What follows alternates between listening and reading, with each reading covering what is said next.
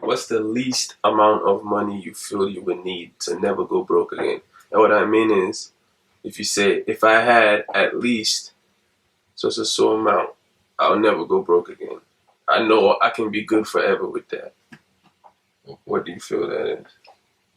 Someone give me 3 bands cash right now today. I'm still never going broke. 3 bands. And I'll tell you why. Bro, you've touched 3 bands before. What happened? And I'll tell you, and he knows me. He knows it. I'll tell you why. Why today is different than before. Because 3 bands before was me going out to Cheesecake Factory and taking an Uber to get there. 3 bands before was me going to the mall and buying shit. That was 3 bands before. And then I might get another 3 bands again, but I wasn't growing my 3 bands. I just had a bank that had a steady 3 bands. Okay, before. But today, the reason why I said 20 to 30K is safe because that's generally what they say. If you have that much money, you can invest and grow. You can make millions off of 20 to 30K. Sure. Just off of using other people's money because they see you got money. Okay, is that based on what you heard, or that's something you know you can't do for a fact? I know I can do for a fact. Not even. How do you know you can do that? But you asked the Nigerian. No. Listen. Y'all want me to drop gems? I have to get to the bottom of it. Okay. All right. He said, I know for sure. Yeah, I need to know. Now, we gonna talk. Listen, man. All right. So 20K, right? We in Baltimore, Maryland right now, bro. I'll go straight down to the courthouse and find out who ain't paying on what and buy that shit up. Fix it, and I'm not selling it. So you saying real estate? I could get into real estate. Another thing I could get into. 20 bands, right? But bro, okay. You don't know all these things right now. But he's talking about as an entrepreneur. So if you as a hustler, that's what he'll be good at. That's with his 20 knowledge, bands, the first thing I might do as a Nigerian, bruh, I'm going to the car lot. I'm gonna go buy me like 2 used cars, but they're fairly new. I'm shipping them joints back home. And then I'm going to be like, the papers are here. And how much would that cost? Let's break down numbers. Okay. How much would that cost? Shout out Uncle B. He in Landover. He sends cars over for $1,200. Okay, how much does the car cost? If I get a car at the lot for $10K each, I got 2. So your money's already done. But here's the thing. Once it gets over there, how you gonna get it there? It's $10K each for the car. Your money's done. 20 to 30 bands. So I'm still have a little. If I'm going to that 30, you said 20. You said 20. Okay, 20. Okay, then I could even bring it down. I can bring it down. Listen, I could get a car from Mason Dixon Auto Lot. So it's an auction on the Mason Dixon line. It's in like Pennsylvania. 5 bands get a green light car. Means that it can pass inspection, right? So I get 2, right? That's 10. Okay. Right? So then 10 I spend the $2,400 to ship the car. Now I got it's $1,200 and $400 or whatever, right? Just add another $1,000 because it's Nigeria and you got to put money in people's hands, right? Okay, fair. So I'm still under the 20K. I'm barely touching 15. I'm flipping the cars. I'm going to make the 20 because at the end of the day, and that's guaranteed that when those cars get there, you're going to make that money. Just like you said, you have to add 1,000 because it's Nigeria. So when those cars get there, the amount of guarantee you have that nothing will happen, that's going to be funny business. That's what that extra 1,000 is for. No, even after that, that's probably for you to get it from because I already got the people there. You see what I'm saying? But those people still they need to be, you know. The functions for everything to work have already been streamlined. It's not going to be a fudgy thing. And you know for a fact you get your return once the car gets there. Because people pay cash over there. That's true.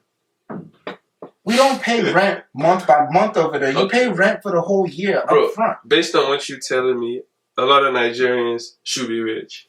Yes. But you know what the problem is? Fear, number 1. Life obligations, 2. Once you start looking at people's personal finances and how you manage your money, a lot of people, all they need is that extra 10K to even propel themselves. But more when you money, get more problems. When you get that extra 10K, there's gonna be an extra 10K worth of problems. I don't believe in more money, more problems. You don't believe in that? Less money, more problems. More money, more solutions. More solutions? Yes, sir. Money doesn't solve everything. It doesn't solve everything, but it solves more than when you have less. Not necessarily. Having money creates a lot of problems, bro, with your friends, with the girl or whoever you love, with like family. And those are just the people that's close. Now imagine the people outside of that circle. Everybody moves different, especially when they know you have money, bro. It changes everything. I have a different experience when I have money. Okay. My experience when I have money is I'm able to help people manifest what they want in their own lives. I've went out to places where a little bit of money goes a long way and been able to shape and change people in just spending anywhere between $40 to $100 and then giving people access to capital they otherwise wouldn't get. I've been able to see how having a little bit more money helps my friends out, because now if one person can afford to eat a certain thing, but everyone else can't, that doesn't stop everyone else from eating. And that experience of being able to go and taste that, wow, hey, this is good. Sometimes it's the motivating factor to get some of your friends up off their ass, and then they start making money. But that depends on the individual, bro. It depends on the individual. Because like say you could bring a horse to the but you can't make it drink. Yes. But at the same time, who are your friends? Because I'm also saying that my friends are people who, when I get more money, it doesn't become a problem. And how do you know that? You haven't been there, I've touched those 3 bands here and there. So I've already weeded out the people who I can't have around. That's 3 bands, bro. Once you get to like 100, like millions, bro, that's a whole different conversation. That's 3 bands. In the process of you growing your money, you need to be exercising the ways how to eliminate those boundaries and stuff like that. How to speak. And like, you know, I'm gonna do this for you, but that's it. Don't ask me for nothing. Now they start looking at you like, oh, bro, you acting kind of funny, bro. Like I want to. And then I'm gonna tell you. You see what I'm saying? Exactly, they do. But then I'm gonna tell you. So when I was spending 8 hours a day studying, and you know, I was doing all these things on a day-to-day. When you chilling, you was helping me, bro. And you know, and that's it. Bro, you gotta meet. You gotta be raw with people and stuff. See. You acting funny now. You acting funny now because you have all this money. That's where that comes in. Yeah, I'm like, but then I'm not. That's why you talking to me like this. You act like I was just chilling. And I'm gonna look at you. I'm gonna look at you like, bro, I'm a fool. You trying to manipulate me now? Am I a fool? But you see, I see. Nobody has sympathy for the guy with all the money. Huh?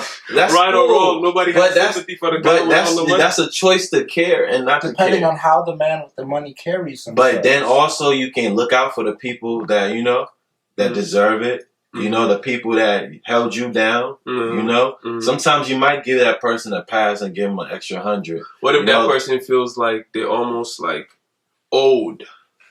That's a personal thing.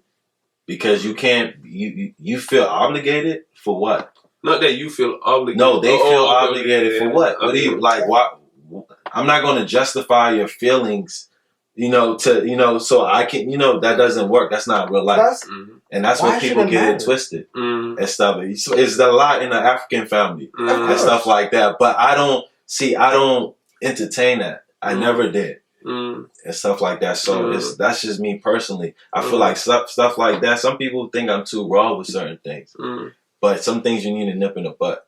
You know, you got to handle it and stuff like make yourself clear and don't keep reiterating and saying that's the problem. People keep speaking on the same thing and instead of making it clear and moving on. So that's just how. So how do you pick your friends, or you don't necessarily? It's easy to pick your friends because it's like when I met him, we came across each other through a mutual friend. You even the conversation we had today and stuff like that. You networking, connecting with like-minded individuals. You understand? You know, and we learning from each other. I learned something today talking to all of you. So you feel me? So that's how you have to think moving forward. Then you build, your network. You build your, your group. I would love to see more. So is it based on business or it's more than that? Business and personal, because you can't just have just one. You can have either or. I just have a personal friend. I would rather have do business with people that I will also want to be my friend. Okay. You see, we don't do that. Everything is situational. Everything is situational. I respect people. And what you were saying about people feeling like you owe me something, bro. I could care less if someone feel like they owe me something. Like if they say, "Oh, hey, you owe me," that's not going to be the thing that makes me give or not give. When I give and when I do, it's just because I have assessed the situation, or my heart is just like in it. So it doesn't matter, because there are times where, because I don't like using the word deserve. I've told you this. I don't like using the word deserve because at the end of the day, right? If we were living in a world where you get what you deserve, the functions of this reality would be different. It's statistics. What do you mean? How can you prove that people don't get what they deserve? I'm not saying that people do or don't. I'm just saying that ideology,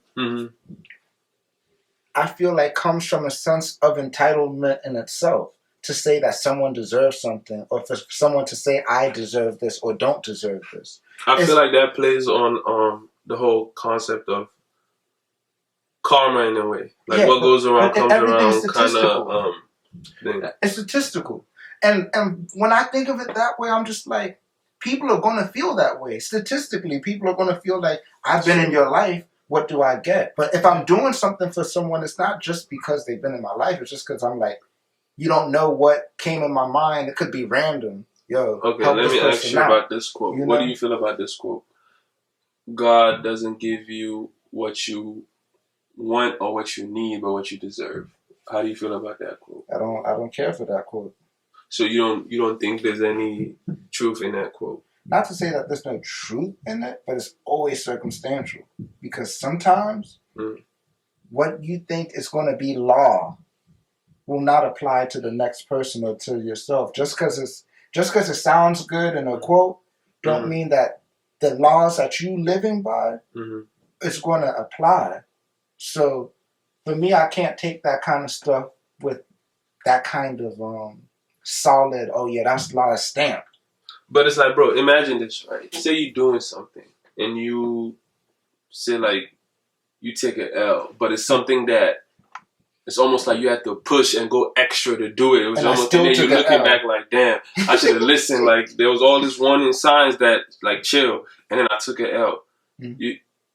Don't you sometimes just be like, man, I just charge it to the game or whatever? You look at, but that's the same way of saying, I got what I deserve. Look, you charge it to the game, but statistically, when I look at it, I'll be like, I seen this, I saw that, I seen this, I peeped that, I smelt that, I heard this, right? Charging it to the game just means at this point, I'm not going to dwell on the signs that I saw. That's how I... But it's the same thing. That's basically like... I understand where y'all coming from, but it's like you got to see that in different viewpoints. You understand?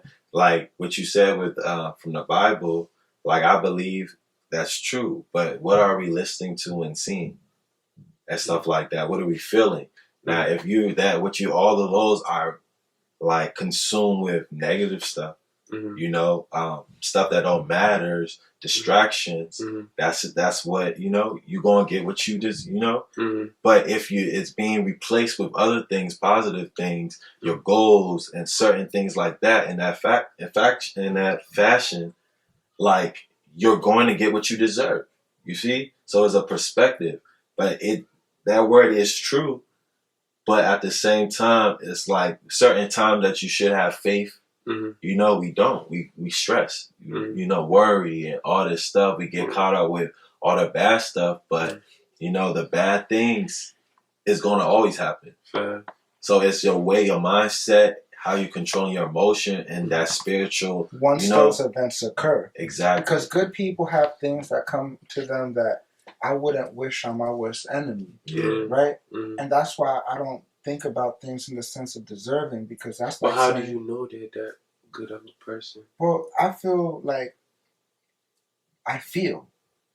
See, but you can't trust your feelings. Yeah. That's it. You can't trust your feelings. Now, I can say that there was a point in time where I couldn't trust my feelings all the time. Now, you can't trust them all the time, but the more you learn and the more you live and the more you experience and you're in tune, you start to realize when your feelings are leaning a particular way, and you're that's like intuition, though. And that's something. It's called intuition and being able to have discernment. But that's more of a spiritual. That's not like a feeling. That's not. It is a feeling. It's a feeling. I mean, it is, but it's not a feeling that comes from the physical realm. That's man, though. What I'm trying to say. That's man versus. Have you ever walked in a room and then you kind of was like, you know what? Maybe by this time. Okay, we're all young men. We all been to parties. Yeah. We all been to parties, and we're like, yo, I'm not going to stay for the let out tonight.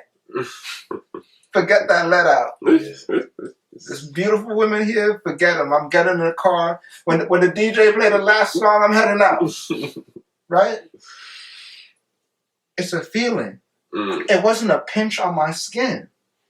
But that's only sometimes because you might be aware of things like that. There's some people who go in that they won't even notice anything because they're not aware. I use a situation that we're all familiar with, but at the same time, the situations because that situation is one where we know what can happen at a let out. But what happens when that grandma is inside of the car and y'all pull up to like a grocery store, and then she's like, you know what?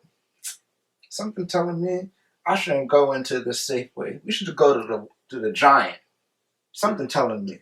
Then she turn around. Next you know, y'all get home and y'all find out something treacherous happened in that Safeway around that time, right? Because now we're looking at a context where we're not used to stuff happening at Safeway. We're used to stuff happening when we leave the party, but you can still get that same intuition. But they didn't listen. Okay. Can you live off of that? No, you can't. Now you can guide yourself with it, but we're still in the physical.